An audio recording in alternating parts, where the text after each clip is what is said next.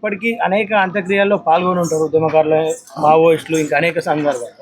ఈ అంత్యక్రియల్లో కొంత తేడా ఏమైనా కనిపిస్తుందా అన్న? అంత నిర్బంధం మధ్యలో అయితే అంత్యక్రియలు జరుగుతున్నట్టు అనిపిస్తుంది. చాలా దుర్మార్గమైనటువంటి చర్య ఇది. ఎందుకనంటే కనీ పెంచిన తల్లిని చూస్తేందుకు ఆంక్షలతోని కొడుకు రావడం, చుట్టూ బందోబస్తుతోని అంత్యక్రియలు జరగడం,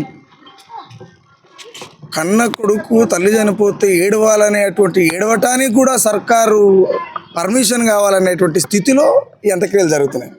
ఎంత దుర్మార్గమేనంటే ఈ దుర్మార్గాలు మనలాంటి వాళ్ళు కావచ్చు, మీడియా కావచ్చు, ప్రజలు కావచ్చు, దీన్ని పసిగట్టకపోతే రేపు ఇదే సమస్య ప్రతి ఇంటికి వచ్చేటువంటి అవకాశం ఉన్నది. అది ఎట్లా అనంటే ఇక్కడ ఉన్నటువంటి రాజ్యాలు పైశాచికత్వంతో కొనసాగుతున్నటువంటి రాజ్యాలు. గాథ ఇన్న విషయానికి వస్తే భారత రాజ్యాంగంలో భాగంగానే భావ ప్రకటన స్వేచ్ఛ ఉంటుంది ఇక్కడ ఈ దేశంలో. భావ ప్రకటన స్వేచ్ఛకు భంగం కలిగినప్పుడు భారత రాజ్యాంగం బతికున్నట్ట మరణించినట్ట.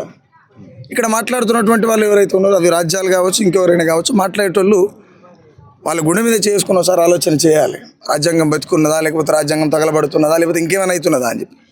కాబట్టి ఇక్కడ ఉన్నటువంటి ఎస్సీ, ఎస్టీ, బీసీ అణగారిన ప్రజలు, పీడిత ప్రజలంతా ఏకంగానంత కాలం ఇలాంటి ఏడవటానికి కూడా సర్కార్తో పర్మిషన్ తీసుకొని సాగులు చేసుకోవాల్సినటువంటి పరిస్థితి వస్తుంది.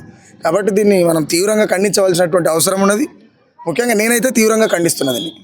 ప్రజా సంఘాలని చెప్పబడుతున్న వాళ్ళు కూడా ఈరోజు మౌనం పాటించి లోపలికి వెళ్ళి బయటకు రానటువంటి సందర్భాలు, అంటే భయోందోళనకు గురి చేస్తూ ఉంది కేంద్ర ప్రభుత్వం. ఇప్పుడు నేను ఒకటే చెప్తా పెద్దన్న, మనిషి ఎంతకాలం బతుకుతాడు అనేది ఎవడని చెప్పలేము.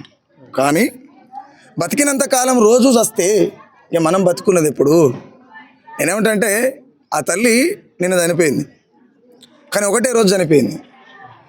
ఈ సంఘాలు పెట్టుకొని లేకపోతే ఇంకో రకరకాలుగా కాన్సెప్ట్లు పెట్టుకొని తిరుగుతున్నటువంటి ప్రజా సంఘాలు కావచ్చు, కొన్ని కుల సంఘాలు కావచ్చు, కొన్ని ఏమంటారు ఉద్యమ సంఘాలు కావచ్చు, వీళ్ళు చేస్తున్నాయని దందాలు, ఉద్యమాలు కాదు. దందాలు చేస్తాడే రాజ్యానికి భయపడతాడు. ఏ దందా ఏనోడు రాజ్యానికి ఎందుకు భయపడతాడు? ఉంటే ఉంటాం, పోతే పోతాం అనేటట్టుగా ఫైట్ చేస్తాడు. ఎవడైతే దందాలు చేస్తాడో ఆ దందాలు చేస్తాడే రాజ్యం కాళ్ళ కాడ మోకరిల్తాడు. మోకరిల్లేటోడు ఎట్లాగో భయపడతాడు. వాళ్ళ గురించి మాట్లాడుకోవడం కూడా మనం పెద్దోళ్ళని చేసినట్టు అయితే వాళ్ళని అన్న. ఈరోజు తల్లి చివరి చూపు చూడడానికి వచ్చినటువంటి వాళ్ళు కూడా ఇన్నతో మాట్లాడాలంటే అనుమతులు లేవు. అనుమతులు తీసుకొని మాట్లాడాల్సిన సందర్భం ఇక్కడ ఏర్పడింది. ఇట్లాంటివి గతంలో ఎప్పుడన్నా ఉన్నాయా? ఎక్కడ లేవు ఇవి, ఎక్కడ లేవు. నిర్బంధంగా నేను గాథ ఇన్న తల్లి దేహం దగ్గర పోయి నిలబడి గాథ ఇన్నని కనీసం పలకరిద్దామనేటువంటి ఏ కొడుకైనా భూమి మీద ఎంత కర్కశకుడైనా, ఎంత పెద్ద విప్లవకారుడైనా తల్లి చనిపోయిందంటే మనసు చెలించిపోతుంది, దుఃఖం తెలియకుండానే వస్తుంటుంది. అలాంటి కొడుకును మందలియాలనుకోవడం మానవతం కదా. ఆ మానవతంతో నా తల్లైనా ఆయన తల్లైనా తల్లులు ఎవరైనా తల్లులే, ఆ తల్లులను మనం ప్రేమించాలి అనేటువంటి గుణంతో చాలా దూరం నుంచి ఆ తల్లిని చూస్తానికి వచ్చినాం. ఎందుకు? ఇంత గొప్ప యోధునిగా అన్నావు కదా నువ్వు, నీ ముఖం ఎట్లుందో ఒకసారి చూడాలి తల్లి అని చెప్పి, నీ కాళ్ళకి దండం పెట్టాలి తల్లి అని చెప్పి ఇంత దూరం వచ్చినాం. ఇలా ఈ ఊర్లో ఇంత పెద్ద ఎత్తున ఇంతమంది అసలు సంబంధం లేనటువంటి వ్యక్తులు అంత్యక్రియలకు వచ్చి పాల్గొనడం అంటే గాథ ఇన్న లాంటి కొడుకు నా తల్లికి అనగలిగింది, కన్నది కాబట్టినే ఈ అంత్యక్రియలు ఇంత గొప్పగా ఇంత దుఃఖంలో సాగినాయి అన్న. అంటే ఆశ్రమం ముందు నుండి ఏ కారు పోయినా కానీ అక్కడ ఉన్నటువంటి పిల్లలంతా కూడా భయపడే పరిస్థితి ఏర్పడ్డది ఆ ప్రాంతంలో. మేము కూడా అక్కడికి వెళ్ళిన క్రమంలో వాళ్ళు భయపడుకుంటా లోపల డోర్ పెట్టుకునే పరిస్థితి వచ్చింది. అంటే ఎన్ఐఏ అధికారులు కావచ్చు, పోలీసు అధికారులు కావచ్చు, ఆ పిల్లల్ని ఇంత భయపెడతా ఉన్నారని చెప్పేసి కనిపిస్తూ ఉంది. దీనిపైన ప్రభుత్వం కూడా మౌనం పాటిస్తూ ఉంది. ఇప్పటి వరకు రాష్ట్ర ప్రభుత్వం కూడా దీని మీద స్పందన లేదు. ఎట్లా చూడొచ్చు? ఒక్క మాట చెప్పనా బ్రదర్, నేనేమంటే రాష్ట్ర ప్రభుత్వం విషయానికి వచ్చినప్పుడు 29 రాష్ట్రాలలో అది ఏ రాష్ట్రమైనా సరే, బీజేపీ పాలిత ప్రాంత రాష్ట్రాలు వదిలేస్తే మిగతా రాష్ట్రాలు ఏవైనా ముఖ్యమంత్రి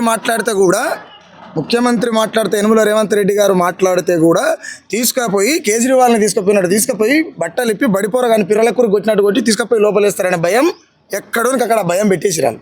ఆ భయం పోవాలంటే ప్రజలు రియలైజ్ కావాలి. ఈ దొంగ సంఘాలు ఎవడైతున్నాయో ఈ కొడుకులు చక్కగా కావాలి.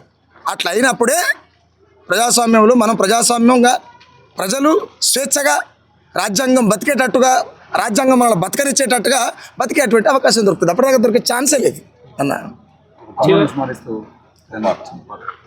యోధుణ్ణి గన్నవమ్మో, విప్లవ వీరుణ్ణి గన్నవమ్మో, యోధుని గన్నవమ్మో విప్లవ పొద్దుని గన్నవమ్మో యోధుని గన్నవమ్మో పోరాట పొద్దును గన్నవమ్మో యోధుని గన్నవమ్మో పోరాట పొద్దును గన్నవమ్మో త్యాగాల సాళ్ళలోన విప్లవ ఇన్ననేసినావో త్యాగాల సాళ్ళలోన వేసినావో త్యాగాల సాళ్ళలోన విప్లవ ఇన్ననేసినావో యోధుని గన్నవమ్మో పోరాట పొద్దును గన్నవమ్మో యోధుని గన్నవమ్మో పోరాట పొద్దును గన్నవమ్మో ఈ కోట్ల తల్లుల గోస ఖచ్చితంగా ఈ దేశ ప్రభుత్వం అయినటువంటి ఆ సర్కారుకు ఆ సర్కార్ని ఆ ప్రభుత్వాన్ని నడుపుతున్నటువంటి మోడీ అమిత్ షాలకు ఖచ్చితంగా ఈ దేశంలో ఉన్నటువంటి పీడిత ప్రజల ఆవేదన వాళ్ళ దుఃఖం వాళ్ళ కడుపు కోత ఆ ఉసురు ఖచ్చితంగా తగ్గుతుంది తొందరనే జరుగుతుంది థ్యాంక్ యూ సో మచ్